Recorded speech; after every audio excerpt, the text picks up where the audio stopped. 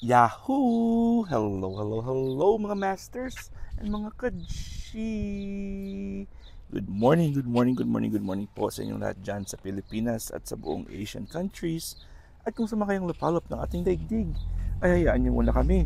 Nichi, the green, girly, cutie patuti, iguana. Nabatiin po kayo ng good morning, good noon, good afternoon, good evening at good night po sa mga ready ng matulog. At welcome na naman po sa ating another topic dito po sa ating Masters Trivia.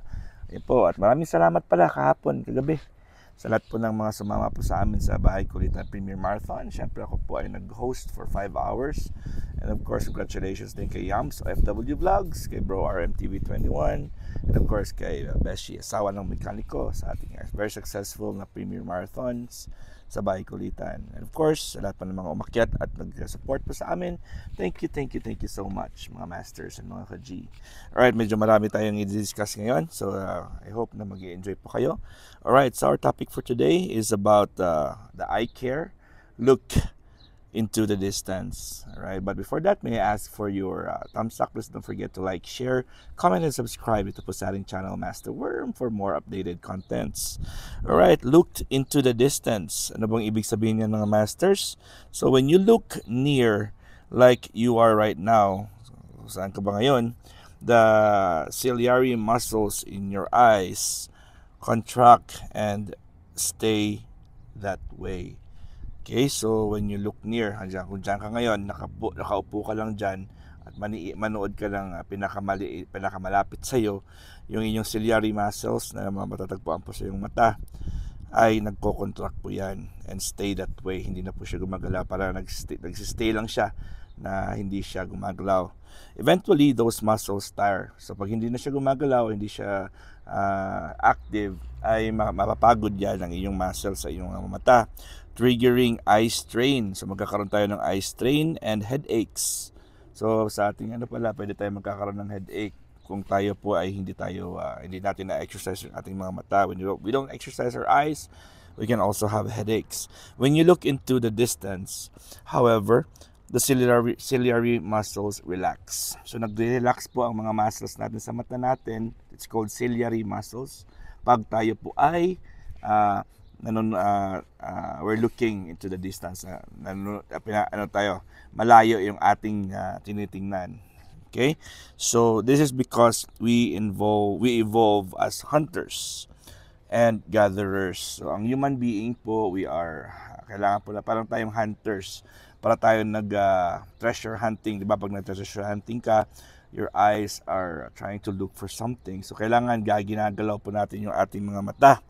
And of course, gatherers. So ginagather natin. So parang we're gathering clues kung saan po ang next, kung saan po yung pwede nating kunin. Yun. So our eyes are supposed to move. Okay, so our eye muscles are most relaxed when we use our distances or our distant vision. So pag tayo po ay nakatingin sa malayo, mas relax po ang ating mga mata. So for every 20 minutes mga masters, you're glued on a computer, phone, or book, or TV. Make a habit of taking a 20-second break to look as far into the distance as you can. So halimbawa po, ikaw po ay nasa computer ka, and then for 20 minutes, after 20 minutes po mga masters and mga ka-G, try nyo po na lipat nyo yung inyong mga paningin. For 20 seconds lang naman, punta kayo tumayo kayo at tingnan nyo yung halimbawa, nasa kwarto ka, malayo-layo, medyo yung banyo. Ayun, tingnan mo yung doon, hanapin mo doon by just using your eyes, yung sabon mo or yung toothbrush mo. I-target mo yung mata mo sa toothbrush mo kahit malayo, hanapin mo, parang nagsisearch ka. Diba? So yun po yung mga examples natin. So kailangan lang talaga natin na mag-practice ng ating mga mata. So in addition po dito mga masters and mga ka-G, magbibigay din po ako ng mga natural tips on how to improve your distance visions. Okay? So imagine this the grocery store. Halimbawa, nasa grocery store ka at may hinahanap ka, you're searching for a pasta section. When you look up in the aisle signs, they're blurry. May nahanap ikaw, hanap ka ng pasta section, pero hindi mo mababasa yung mga pangalan na nakalagay sa aisle. Okay, they're blurry. So you squint, but eventually have to walk up to every sign to see what's down the aisle. So nag-blurry, so medyo yung mata mo parang hindi siya blurred, hindi siya clear. So ano ba yung first thing na mangyayari sa iyo? Parang yung mata mo mag-a-adjust.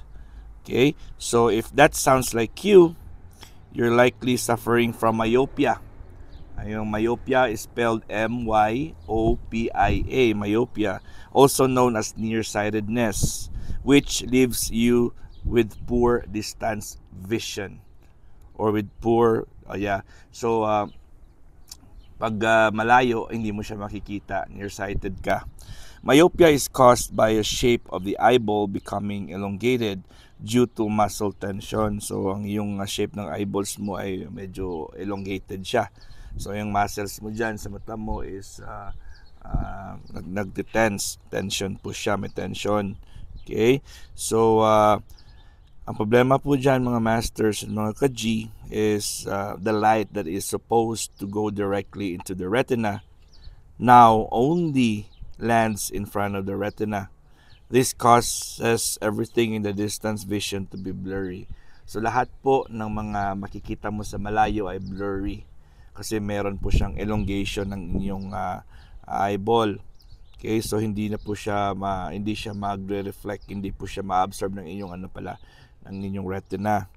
Okay, so this causes everything in your distance to get very vision blurry. If left untreated, pag hindi po siya magamot, severe cases of myopia can lead to cataract development, glaucoma, lazy eye syndrome, and macular degeneration. So ano po yung tinatawag nating cataract, o di ba? Sino ba sa inyong familiar sa word na cataract?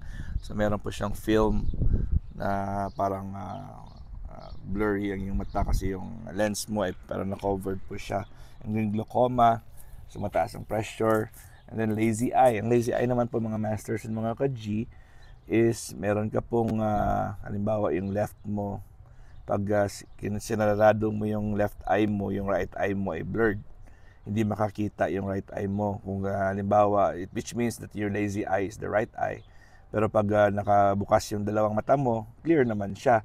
Pero pag sinarahan mo yung iyong strong eye, ang weak eye mo ay blurry siya. So that's what we call the lazy eye syndrome and macular degeneration, which is like it can lead to blindness. So luckily, there are various natural remedies to improve your nearsightedness. Sino ba sa inyo dyan ang mga nearsighted? Okay, and prevent it from getting worse. So magbibigay ako ng konting suggestions kung ano po yung ating pwedeng gawin para po ay maiwasan po natin at ma-improve natin ang nearsightedness. Use it or lose it. Yung number one, use it or lose it. The eye muscles that help us see farther away will lose their strength if they're not used regularly. So kailangan lang talaga natin gamitin ito, ang ating eye muscles. So kailangan natin, it is a common issue for people who work on the computer all day. So yun po, yung mga bata, your teens who spend way too much time looking on their phones. It's also common to people who spend most of their time indoors where nothing is farther than 10 feet away. Ayan po sa mga nasa loob na ng kwarto, nasa loob na ng opisina. Ayan po, ang mahirap dyan kasi hindi ka makakatingin ng malayo. So kung within 10 feet away ka lang, yung lahat dyan ay nasa paligid mo ay 10 feet lang, hindi ka makakatingin ng over 20 feet. Unfortunately, pwede ka magka-problema sa iyong eye muscles. Okay, the best way to improve your distance vision is to use it.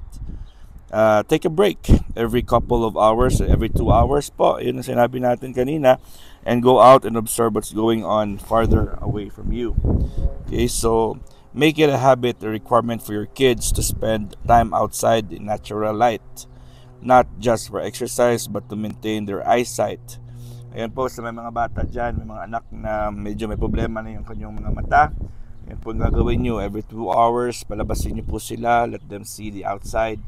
And kailangan meron silang distance na more than 20 feet. Okay, so malayo dapat ha, hindi po yung nasa loob ka lang ng kwarto. Kasi pag nasa loob ka lang ng kwarto, most of, halos lahat dyan is 10 feet lang. Napaligiran ka lang dyan, limited lang yung iyong vision. So nagiging stressed yung iyong mata, hindi po siya relaxed. Okay, so are you guys learning? So isa pa lang yan, bukas po ay dadagdagan natin yan on how to take care of the eyes. Okay, so importante po yung mata natin kasi yun po yung isa sa mga gift, isa sa mga senses natin na very very critical at very very important sa ating buhay. Kasi without our vision, without good vision, complicated ang buhay natin. Okay, so take just a few small steps like this will do, or taking a few steps like this will do a lot to preserve your distance vision. Ayan po, with the help, wag kayong magmadali. Take extra steps lang po. Halimbawa, everyday, like yan, siyempre, kung nasa loob ka na sa kwarto ka, nasa opisina ka, try to, take a break from your computers or every 2 hours. Yan po, importante yan. At mga vloggers, most of us are vloggers and most of us are all in front of our computers and laptops, and of course sometimes sa job, nasa work po tayo. So let's stay fit, let's take care of our eyes, and tomorrow we'll discuss some more of how to take care of the eyes. And po mga masters, mga G, hanggang dito lang muna tayo. And of course salamat at I hope you guys learned something new today. And I really appreciate your love and support sa ating channel, Master Worm. And of course, G is really, really happy. Yun po, wala na pong init sa lugar ni G natin. So, ipapasok ko na siya ngayon. Ayan, maraming salamat ulit. Always keep in mind that kailangan nating alagaan yung ating mga sarili. And again, this is G, the green girly, kitty patuti iguana, and your one and only Master Worm. God is great. Yahoo!